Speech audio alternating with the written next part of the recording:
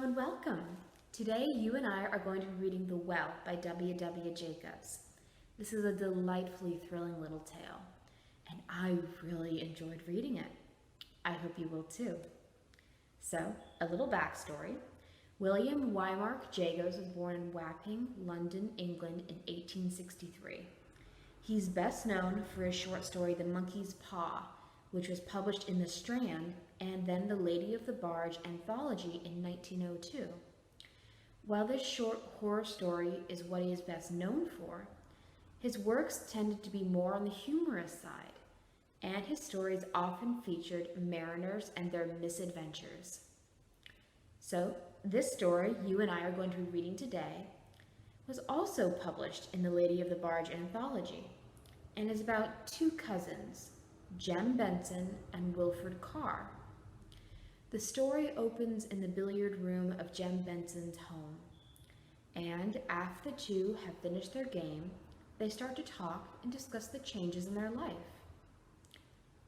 So, how does a well figure into a sitting room with two men talking? Well, the well does not actually appear until halfway through the story, and we're going to be reading right up to its appearance, so you get a little idea of what it really is. So, let's get into it, shall we? The Well by W. W. Jacobs. Two men stood in the billiard room of an old country house, talking. Play, which had been of a half-hearted nature, was over, and they sat at the open window, looking out over the park stretching away beneath them, conversing idly. "Your time's nearly up, Jem," said one at length. "This time, 6 weeks, you'll be yawning out the honeymoon and cursing the man, woman I mean, who invented them." Jem Benson stretched his long limbs in the chair and grunted in dissent. "I've never understood it," continued Wilfred Carr, yawning. "It's not on my line at all. I've never had enough money for my own wants, let alone for two." "Perhaps if I were as rich as you or Croesus, I might regard it differently." There was just sufficient meaning in the latter part of the remark for his cousin to forbear to reply to it. He continued to gaze out of the window and to smoke slowly. "Not being as rich as Croesus or you," resumed Carr, regarding him from beneath lowered lids, "I paddle my own canoe down the stream of time, and, tying it to my friends' doorposts, go in to eat their dinners." "Quite Venetian," said Jem Benson, still looking out of the window. "It's not a bad thing for you, Wilfred, that you have the doorposts and dinners and friends." Carr grunted in his turn. "Seriously though, Jem," he said slowly, "you're a lucky fellow, a very lucky fellow. If there is a better girl above ground than Olive, I should like to see her." "Yes," said the other, quietly. "She's such an exceptional girl," continued Carr, staring out of the window. "She's so good and gentle. She thinks you are a bundle of all the virtues." He laughed frankly and joyously, but the other man did not join him. "Strong sense of right and wrong, though," continued Carr, musingly. "Do you know, I believe that if she found out that you were not—" "Not what?" demanded Benson, turning upon him fiercely. "Not what?" "Everything that you are," returned his cousin, with a grin that belied his words. "I believe she'd drop you." "Talk about something else," said Benson slowly. "Your pleasantries are not always in the best taste." Wilfred Carr rose and, taking a cue from a rack, bent over the board and practiced one or two favorite shots.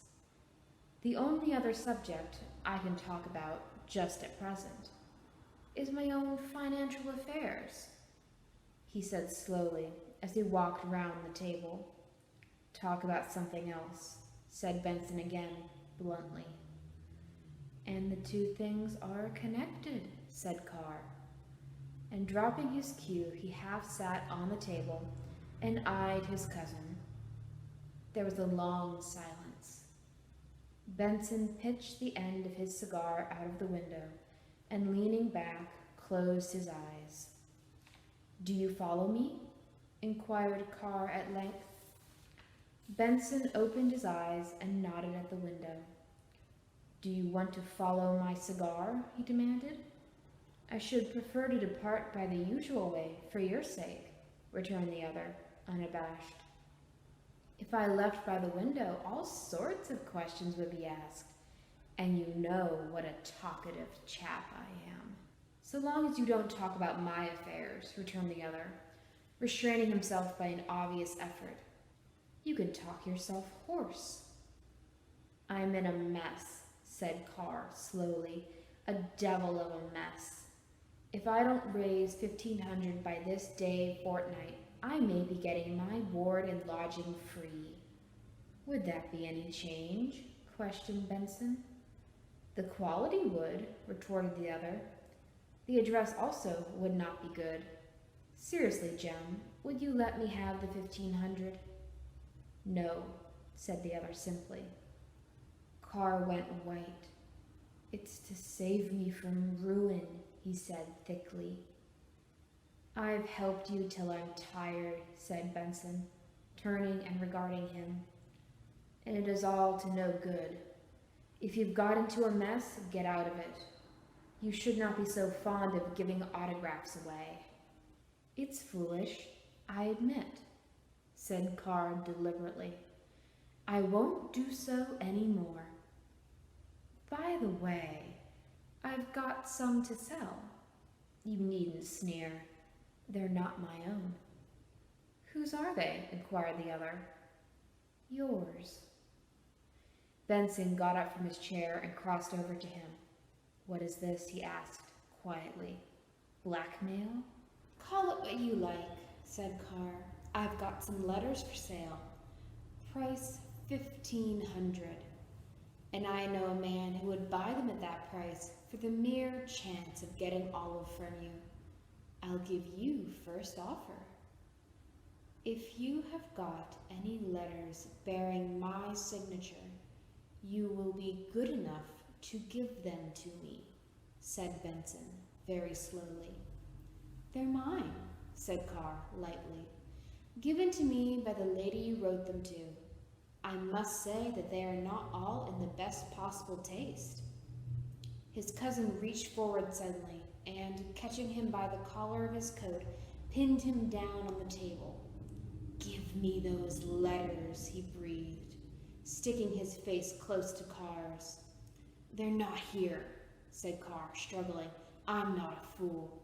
Let me go, or I'll raise the price."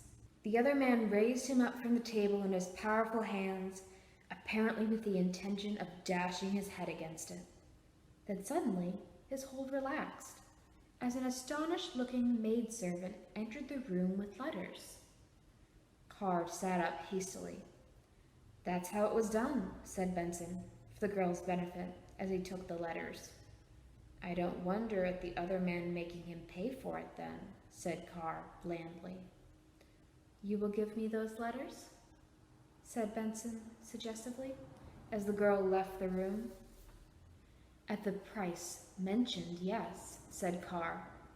"But so sure as I am a living man, if you lay your clumsy hands on me again, I'll double it. Now, I'll leave you for a time, while you think it over." He took a cigar from the box and, lighting it carefully, quitted the room. His cousin waited until the door had closed behind him, and then, turning to the window, sat there in a fit of fury, as silent as it was terrible. The air was fresh and sweet from the park, heavy with the scent of new-mown grass. The fragrance of a cigar was now added to it, and glancing out, he saw his cousin pacing slowly by. He rose and went to the door, and then, apparently altering his mind, he returned to the window and watched the figure of his cousin as it moved slowly away into the moonlight. Then he rose again, and for a long time the room was empty. It was empty when Mrs. Benson came in some time later to say goodnight to her son on her way to bed. She walked slowly round the table and, pausing at the window, gazed from it in idle thought, until she saw the figure of her son advancing with rapid strides toward the house. He looked up at the window. "Good night," said she. "Good night," said Benson in a deep voice.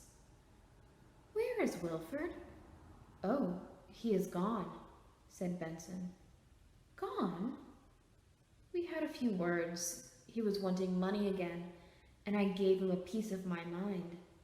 I don't think we shall see him again."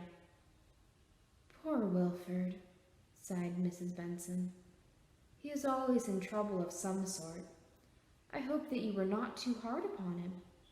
"No more than he deserved," said her son sternly. "Good night." The well, which had long ago fallen into disuse, was almost hidden by the thick tangle of undergrowth which ran riot at that corner of the old park.